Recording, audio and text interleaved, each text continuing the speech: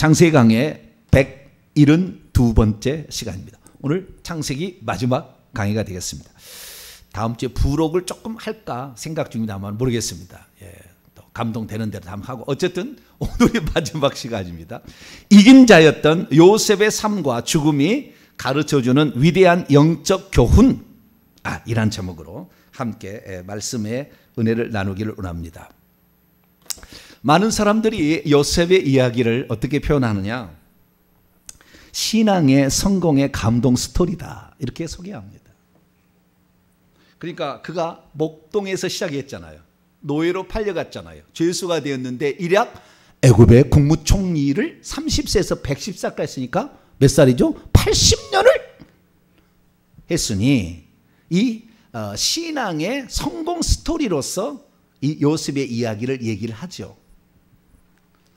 그러나 이게 과연 성공 스토리일까요? 우리는 예전부터 그냥 그렇게 들어왔어요. 특별히 창세기 37장 하나님의 요셉과 함께 하심으로 형통한 자가 되었더라. 그래서 하나님께서 여러분과 함께하는 자가 되기를 원합니다. 아멘. 하나님이 함께하지 않는 자가 어디 있어요? 예수님께서 가실 때 내가 세상 끝날까지 너희와 항상 함께 있으리라 하셨습니까? 보혜사 성령을 너희에게 주는 영원토록, 너가 죽을 때까지 이 시대 끝까지 영원토록 너희와 함께 있게 하시리니, 요한복음 14장 16절 안 한다겠나요?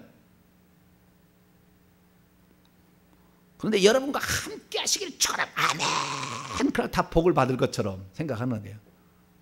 꼭 아브라함 얘기하고 똑같잖아요. 아브라함이 모든 것을 버려두고 주님을 따랐으니 여러분도 모든 것을 버리고 주님을 따르십시오. 아멘. 뭐 그래. 버리지도 않더라.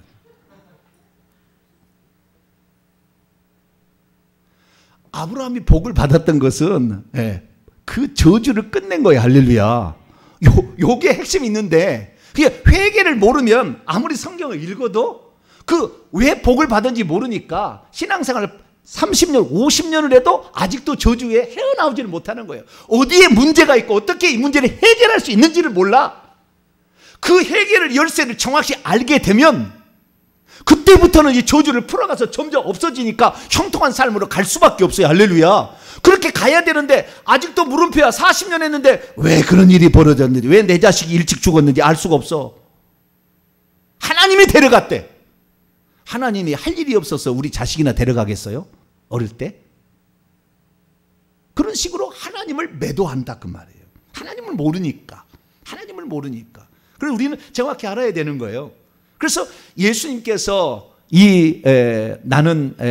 하나님께서 이렇게 말씀하셨다. 나는 아브라함과 이삭과 야곱의 하나님, 산자의 하나님이다.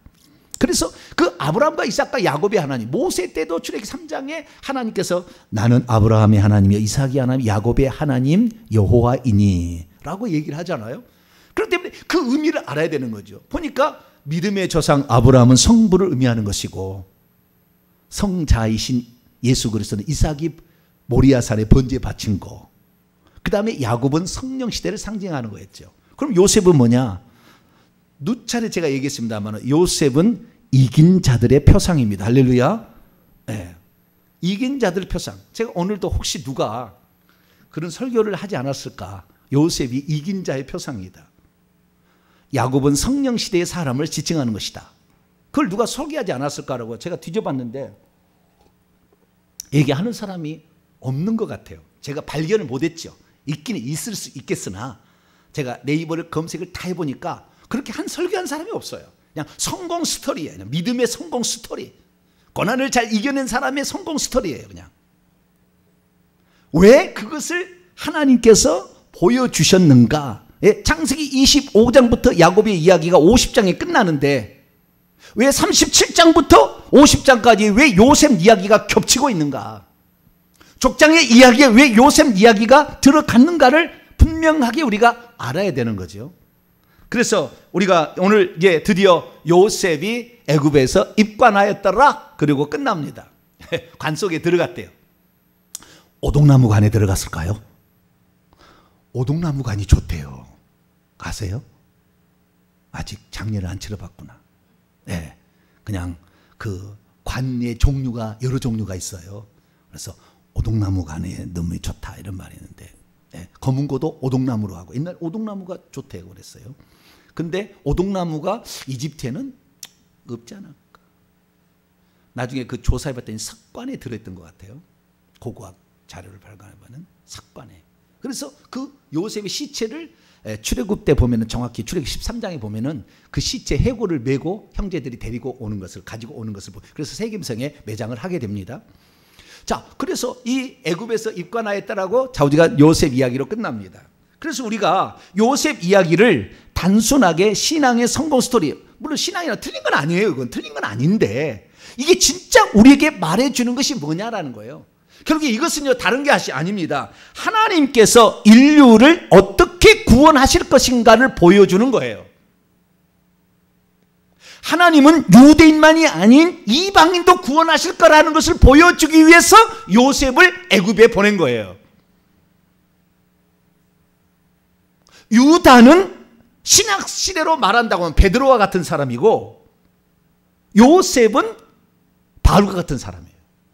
유대인들의 구원만을 위해서 베드로는 힘썼어요. 그게 아니라는 거잖아요. 그게 이방인들 구원을 받아야 된다는 거잖아요. 이방인들도. 근데 요셉은 그것을 위하여 하나님께서 안배해서 보낸 거 아닙니까? 그렇게 너는 하라, 미리 가서 준비하라. 그리고 이방인도 은혜를 너 때문에 복을 받게 하라. 이방인도 기근의 때가 올 것이고, 가나안 땅이 기근의 때가 올 것이고, 애굽 땅도 기근의 때가 올 것인데 너가 준비를 하라, 그런 거 아니에요? 그래서 요셉은 이스라엘 백성뿐만이 아닌 이방인들도 구원하기 위해서 하나님께서 작정하고 보낸 인물이에요. 그래서 하나님의 구원 계획은 하나님의 언약 백성만 복을 받는 것이 아니라 그로 말미암아 모든 열방들까지 다 구원을 받기를 원한다는 하나님의 뜻을 계시하려고 야곱으로 끝내지 아니하고 요셉으로 끝냈다고 말이에요. 할렐루야. 큰 안목으로 그렇게 볼 수가 있는 거예요. 그래서 이 이야기는 뿐만 아니라 이 요셉이라는 사람을 통하여서 천국에서 이긴 자가 어떻게 왕노를 하는 것인가, 여기까지도 보여주는 거예요. 야곱은 창세기 32장의 야복강을 통하여서 하나님과 겨루어서 이긴 자라는 말을 들었어요. 이긴 자들 중에 이긴 자, 이게 바로 누구냐? 요셉 이야기죠. 그래서 요셉은 24장로에 포함이 되고 14만 4천 명의 맨 첫 줄에 앉게 되는 사람이 된 거죠. 그래서 어떤 사람이 과연 천국에 가면 14만 4천 명에 들어갈 수 있는가, 면류관을 쓰는 성도가 될 수 있는가를 우리에게 보여주는 사건이기도 합니다. 그래서 우리는 요셉의 삶을 통하여 어떻게 해야 이긴 자가 될 수 있는가라는 것을 볼 수 있게 되는 거죠. 그래서 한마디로 충성해야 되고, 자기 맡겨진 일에 끝까지 충성해야 되고, 어떠한 어려움과 난관이 와도 이겨내야 되는 거예요. 인내죠. 충성과 인내로 이것을 받을 수 있다라는 것을 말해주는 대표적인 사례, 이것이 바로 요셉의 이야기가 되겠습니다. 그래서 그 요셉의 이야기가 그러면 이렇게 될 수밖에 없었던 이유는 어디 있느냐? 이 전 단계도 알아야 되는 거예요. 야곱과 이삭과 아브라함도 알아야 되는 거죠. 왜? 아브라함이 만약에 저주를 그치지 않았다면 요셉이 형통한 자가 될 수가 없습니다. 우리가 예수 믿었는데 우리도 형통한 자가 단지 될 줄 알고 성실히 살았지만 우리의 삶은 피폐했고, 우리의 삶은 가난으로, 우리의 삶은 질병으로 계속 있다, 그 말이에요. 왜 그랬습니까? 저주가 아직 끝나지 않았기 때문에 그런 거예요. 누군가가 저주를 끝냈어야 되는데 아브라함이 반드시 필요했다는 거죠. 그런데 그 얘기는 않고 하나님이 요셉과 함께함으로 형통한 자가 되었더라, 이 얘기만 맨날 했어. 형통하게끔 하나님이 함께하지 않냐고요. 함께하죠, 다. 누구든지. 그런데 그렇게 실제 결과는 안 나타나는 이유를 알아야 되는데 그 저주를 끝내야 된다. 할렐루야. 이게 아주 중요하다는 거예요. 이삭은 헌신이에요. 자기 자신을 하나님께 바친 자가 있기 때문에, 그리고 에색신나 로번 베푼 자가 있었기 때문에 요셉이 하나님마다 복을 받을 수밖에 없었다는 거예요. 오늘 내가 하는데 맨날 물질이 새어나가 조상적인 누군가가 남의 것을 핥힌 거예요. 남을 못 살겠다고요. 남의 것을 빼앗았다고요.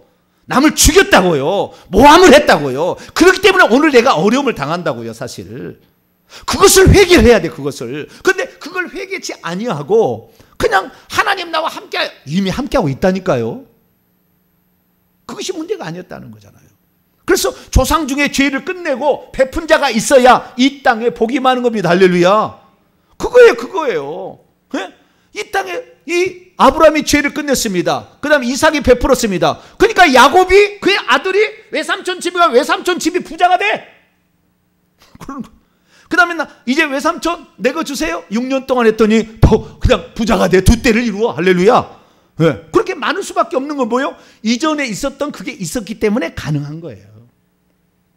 뿐만 아니라 그 에서가 올 때 그 에서의 영들을 마하나임, 하나님의 군대가 있는데 그 하나님의 군대로 하여금 영적인 세계를 제압했던 일을 야곱이 기도로 뚫었다 그 말이에요.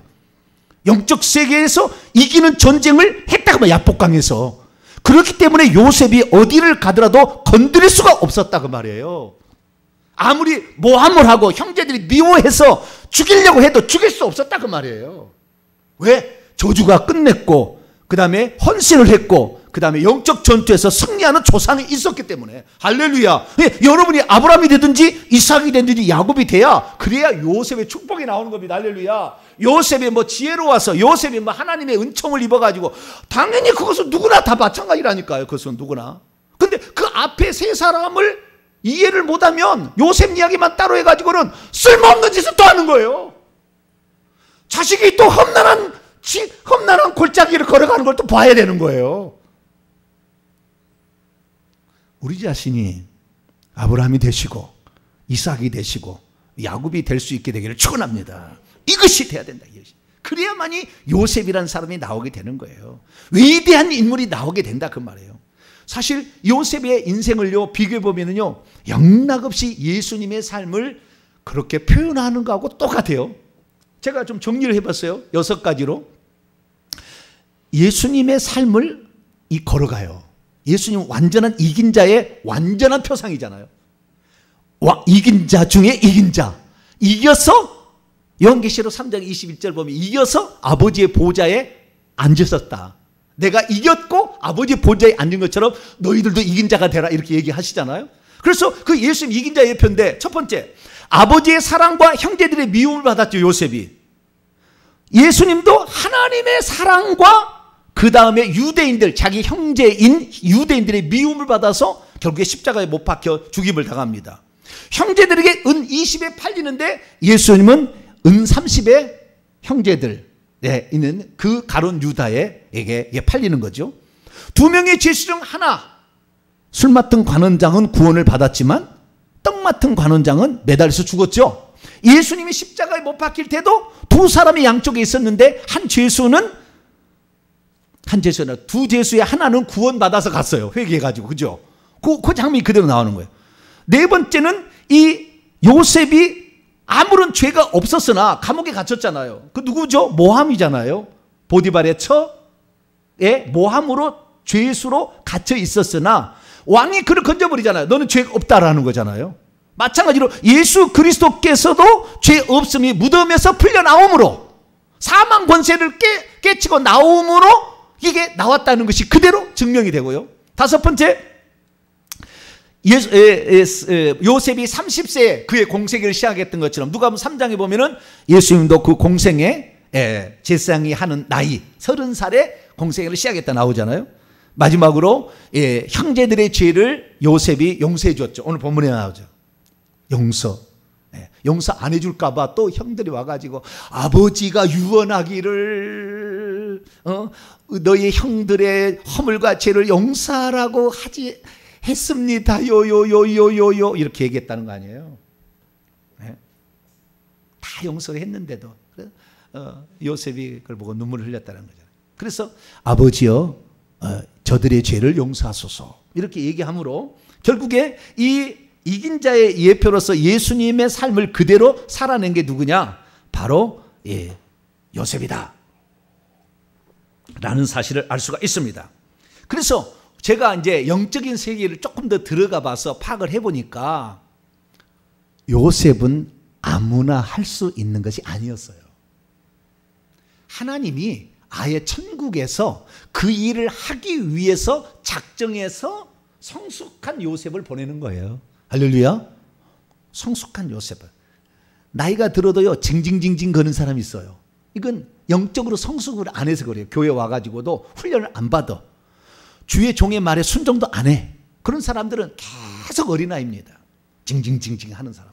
그런 사람이 있는데 요셉은 그렇지 않냐고 영적인 어느 정도 나이가 차서 이 땅에 왔기 때문에 30살의 총리가 되어서도 애굽의 바로 왕이 그의 말을 존중히 여겨서 80년을 해도 모든 애굽 사람이 존중해 주는 사람이 됐다 그 말이에요.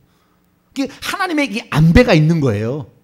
그러니까 하나님의 계획과 뜻은 유대인만이 아닌 이방인의 구원이듯이 이스라엘 백성만이 아닌 애굽에 다른 데 마귀에 속한 자들도 다 구원시키려는 하나님의 계획을 누가 하겠냐는 거예요. 스스로 못한다는 거예요. 그래서 하나님께서 태초부터 작정해서 그 사람을 내려보내서 그 일을 시키는 거예요. 그래서 요셉은 하나님의 안배를 가진 특별한 사람이다 라는 사실을 알 수가 있게 되는 것이죠.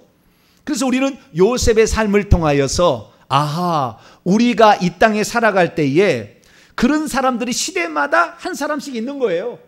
그런 사람이 있는 거예요. 그런 사람들 때문에 주변의 사람이 복을 받는 것입니다. 그 사람 때문에 하나님의 뜻이 이루어지는 거예요. 물론 그런 안배가 있다 해서 다 되는 건 아니겠지만 거기에 반드시 합당한 순종의 삶이 있어야 되겠지만 그러나 그런 사람이 없이는 인간 스스로 자기를 구원할 수가 없어요. 그래서 하나님께서 안배를 가진 요셉을 이 땅에 보낸 겁니다. 그런데도 형들은 아버지가 죽으니까 혹시 안 갚음하지 않을까. 그래서 찾아와 가지고 오늘 얘기하잖아요. 아버지가 다 죽기 전에 이런 유언을 했다. 유언을 했을까요? 안 했을까요? 환상으로 보고 싶죠. 한번 들어가 가지고 유언을 했는지 안 했는지 들어보고 싶잖아요. 유언했을까요? 안 했을까요?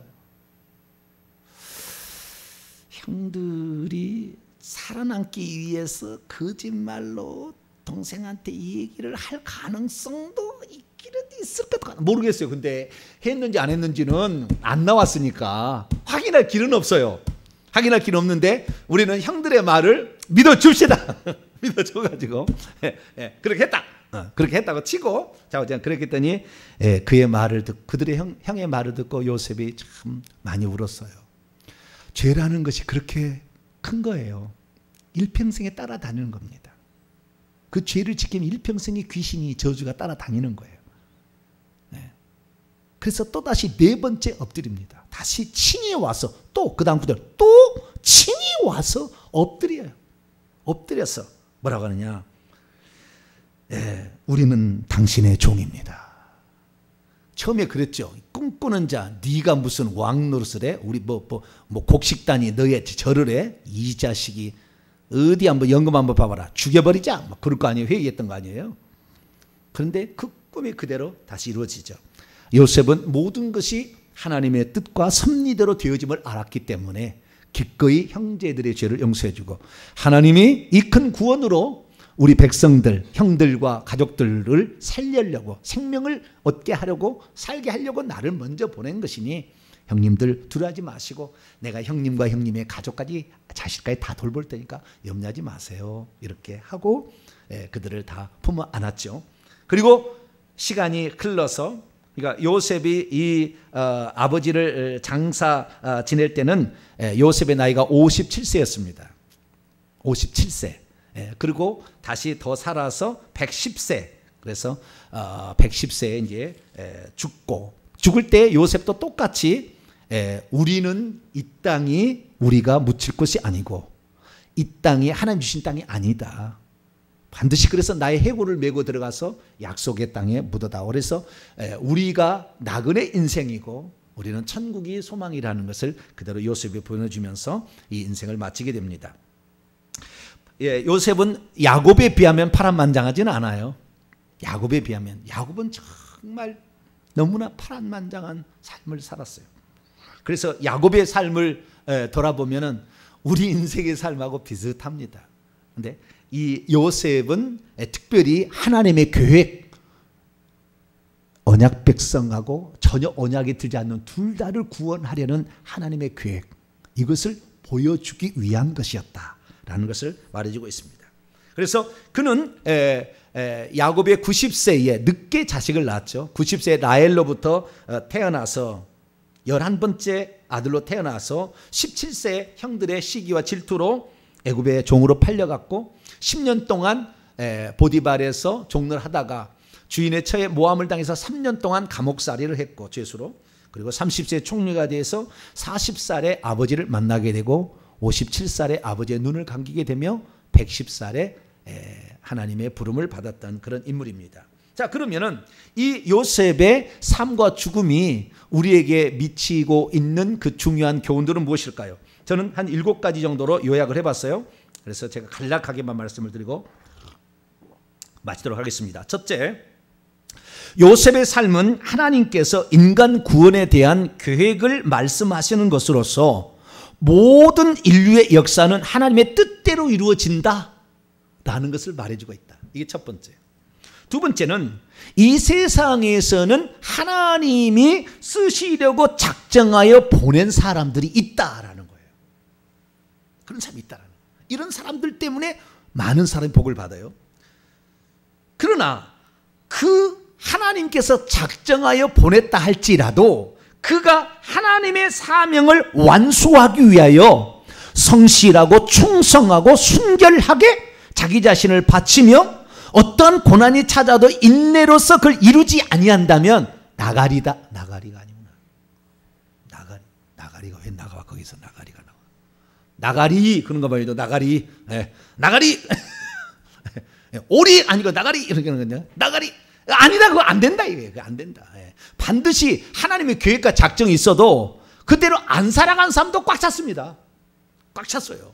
그러니까 안배가 꼭 중요한 건 아니에요. 그것이 바로 유다의 또 다른 장자, 메시아를 낳는 장자로서 유다는 안배가 없어서 넷째 아들인데 상승해서 첫째 아들로 24장로가 되는 그 표상을 또 우리에게 보여주기 때문에, 그래서 요셉만은 너무 불화할 것이 아니라 우리도 유다같이 살아가면 됩니다. 할렐루야. 유다처럼 그 가족을 지키기 위해서 자신을 목숨을 내놓고 나를 죽이시고 내 동생을 살리시고 내 형을 살려달라고 그렇게 얘기할 수 있는 그런 사람이 되면 하나님께서 너도 됐다 이렇게 되는 걸 할 수가 있으니까 그랬다는 거예요. 세 번째, 이 땅에서 충성한 자에게는 하늘에 가면 반드시 상이 있다. 그것이 보잣자리고 면류관이고 천국집인데 반드시 상이 기다리고 있다. 우리가 수고한 대로 복을 받는다. 할렐루야. 우리가 아무리 안배 있어도 수고하지 않으면 쓸데없다라는 사실을 보여준다는 것이고요. 네 번째는 하나님은 선택받은 예정된 자뿐만 아니라 이 예정된 자를 이 땅에 보내심은 아무런 관련 없는 이방인까지 복을 받게 하시기 위한 계획에서 이루어졌다라는 거예요. 그러니까 그런 하나님의 안배를 가지고 이 땅에 태어난 사람은 사명을 가지고 감당해야 돼. 사명을 가지고 아주 그것을 목숨 내놓고 감당을 해야 되는 거예요. 그래서 이 하나님의 예정받은 자, 그 사람은 자기만을 복을 위해서 사는 것이 아니에요. 다른 많은 사람들을 살리기 위해서 그 사람을 보냈거든요. 할렐루야. 그러니까 그런 목회를 하는 교회나 그런 사람들은 그렇게 주의 종이 될 수 있도록 기도를 해드려야 되는 거예요. 기도를 해줘야. 내 교회 나만 관리해주고 나만 목양해주는 목사님 되세요. 어디 남의 신경 씁니까? 온라인 신경을 써요? 우리 식구나 잘하세요. 그렇게 하면 되겠어요? 안 되겠어요? 네?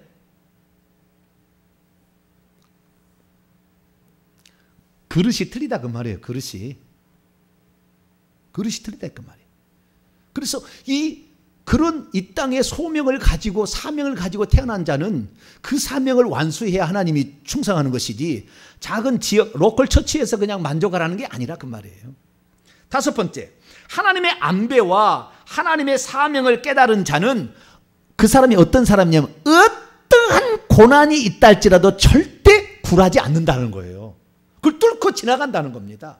그러니까 이 요셉의 생애는 한 번도 원망과 불평을 해본 적도 없고 보복을 하겠다고 안 갚음하겠다고 작정한 적도 없고 자기가 가지고 있는 그 권세를 위세를 떠는 데 쓰지도 않아요.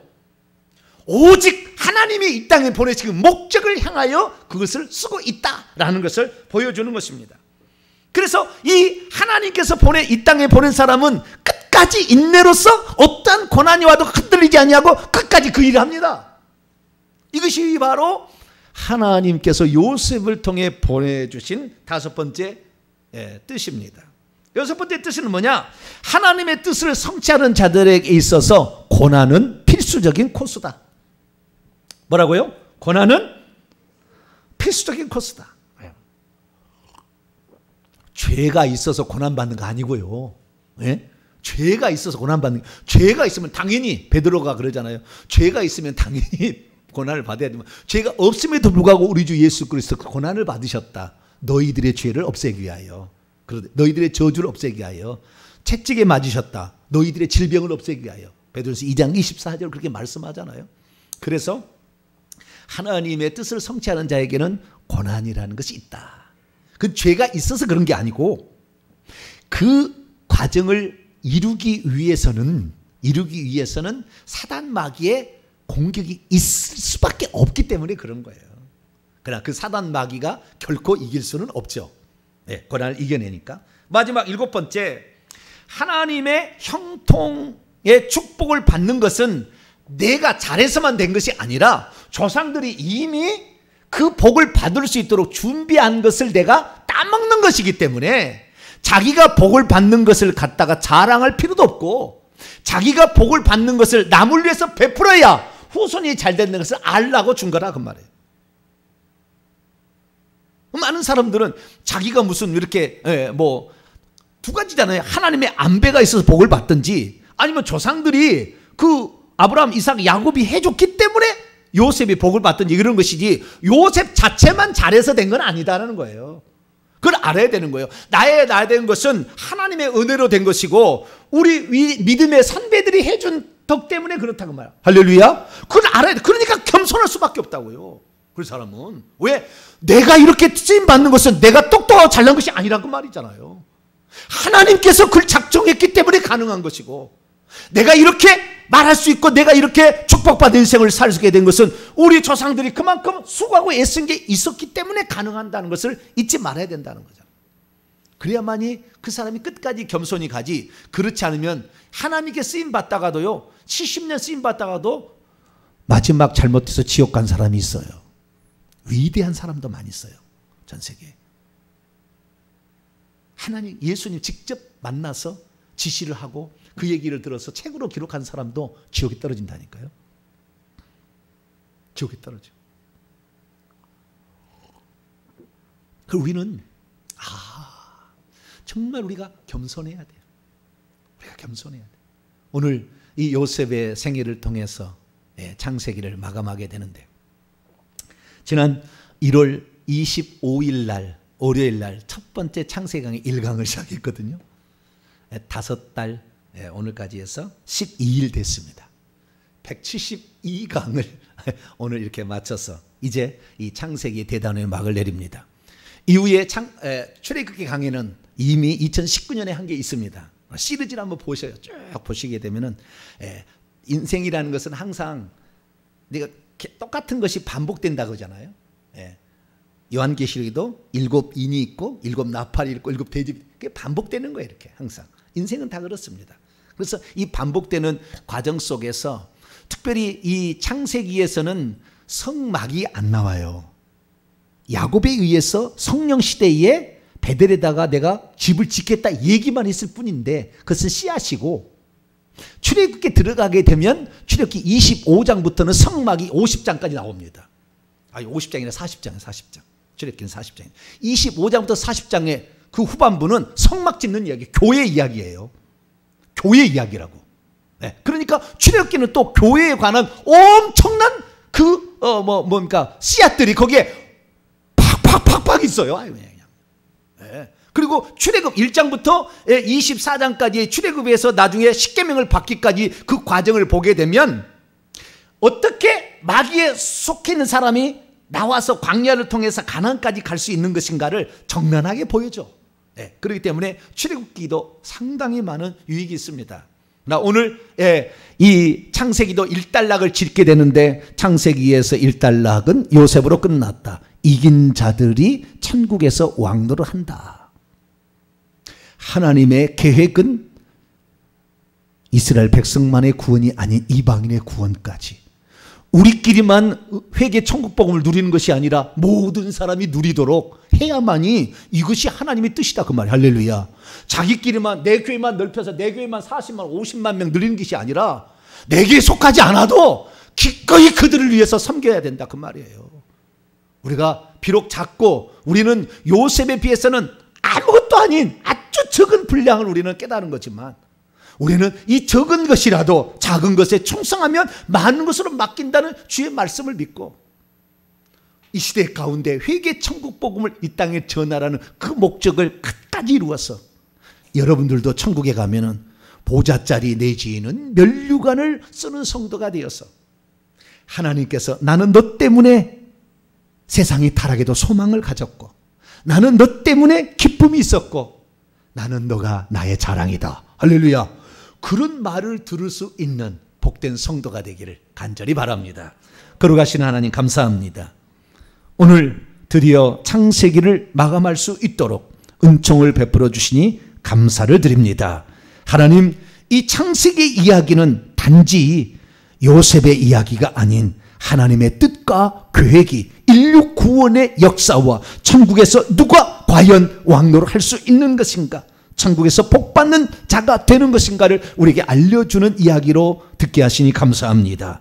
다시 한번 새기고 새겨서 우리가 천국 들어갔을 때 우리가 주님의 기쁨이요 자랑이 면류관이 되는 귀한 성도가 되게 해 주옵소서. 우리 주 예수 그리스도의 이름으로 기도하옵나이다. 아멘.